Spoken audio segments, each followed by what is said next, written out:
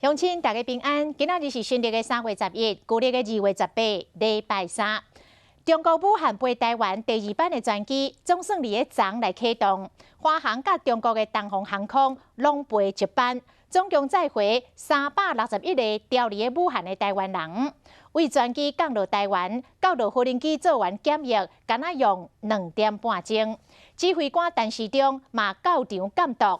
也毋过，这个无人机伫个武汉要起飞进前，有乘客因为发烧，甲伊的家属拢互请落无人机去牵着时间，所以专机比原定的时间慢4点钟，才倒来到台湾。第2批武汉专机总算载国人倒来。这大大国际迎接361位停留伫武汉的民众。第1班由华航执行，原定早早暗时7点半就会到位，但是最后到的时间是深夜11点半。然后4点钟，第2班专机是由东航执行，原定暗时9点到，实际上是到11透早4点才到台湾，比预定的时间慢7点钟。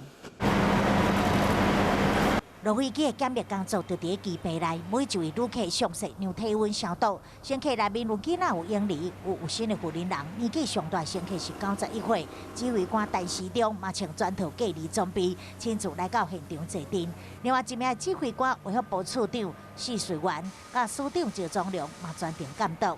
华航专机总共载回169名乘客，以及10名医护人员，甲12名机组员。